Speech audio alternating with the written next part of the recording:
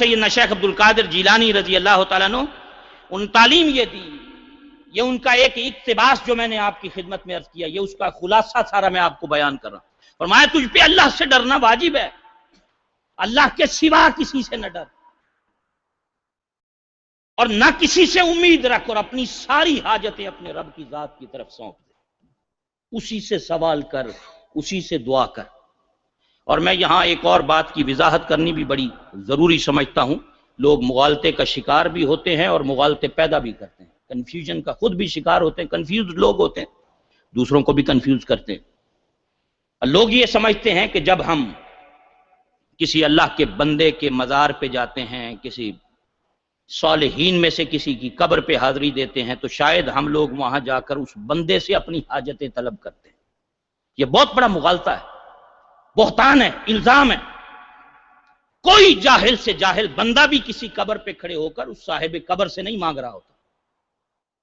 بلکہ وہ رب کی ذات سے سوال کر رہا ہوتا ہے۔ اہل سنت کا یہ عقیدہ ہے، ہمارا یہ طریق ہے، ہمارے بزرگوں کا یہ طریق ہے کہ ہم جب بھی کسی ولی کامل کے مزار پر حاضری دیتے ہیں، ہم اس ولی سے جا کر قطعاً سوال نہیں کرتے، ہمارا سوال ہوتا ہے تو فقط اپنے رب کی ذات سے ہوتا ہے۔ ہاں، ہم یہ ضرور سمجھتے ہیں کہ ہم جس جگہ کھڑے ہیں یہ جگہ برکت والی جگہ ہے، یہ مقام برکت والا ہے۔ کیوں؟ یہاں اللہ کا ایک محبوب بندہ تشریف فرما ہے، ایک برکت والا وجود یہاں دفن ہے، اور یہ جگہ رحمتوں والی ہے، جہاں ہر وقت قرآن پڑھا جا رہا ہے، خدا کی رحمتوں کا یہاں نزول ہوتا ہے۔ ہم یہ سمجھتے ہیں کہ ایسے مقام پر اگر ہم کھڑے ہو کر اپنے رب سے سوال کریں گے تو ہماری دعا کی قبولیت کی امید بڑھ جاتی ہے، اور یہ کوئی طریقہ نیا نہیں ہے، یہ محدثین سے پیچھے سے یہ سلسلہ چلا آ رہا ہے۔ میں اب اس طرف اگر بات کو لے جاؤں تو بڑی لمبی چوڑی، ہم نے اس پر کافی پہلے بھی کئی مرتبہ ضمناً گفتگو کے اندر میں نے آپ حضرات کی خدمت میں عرض کی۔ میں امت کے جلیل القدر محدث امام ابن حبان رضی اللہ تعالیٰ عنہ،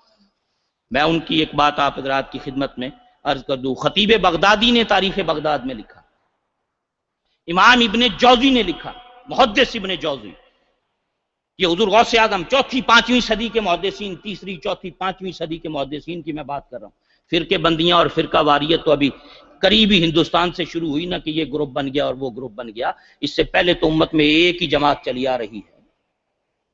اس سے پہلے تو کوئی فرقے نہیں تھے نا۔ محدث ابن حبان کہتے ہیں،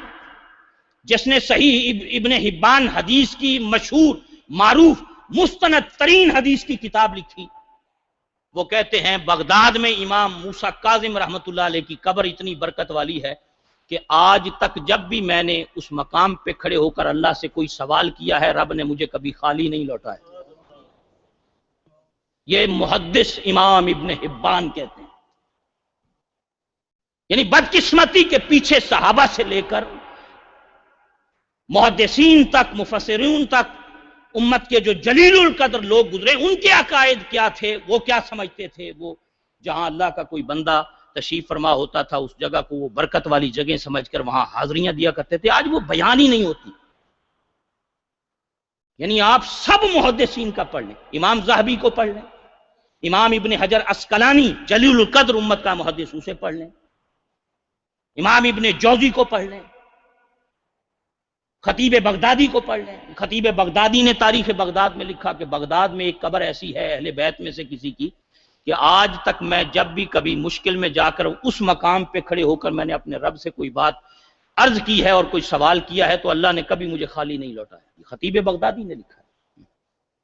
حافظ ابن کثیر نے لکھا، جو ابن تیمیہ کے شاگرد ہیں۔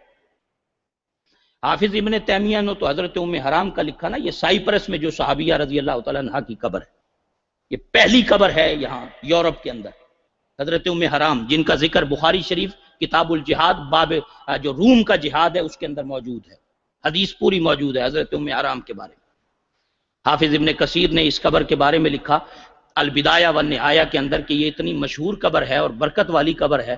کہ یہاں جب بھی کسی نے جا کر اللہ کے حضور دعا کی، اس علاقے کا یہ طریق اور معمول ہے کہ اگر بارش نہ ہو تو لوگ ام حرام کی قبر پہ کھڑے ہو کر اللہ سے سوال کرتے ہیں کہ اس مائی کے تو فیل کرم کر دے، تو رب انہیں بارش عطا کر دیتا۔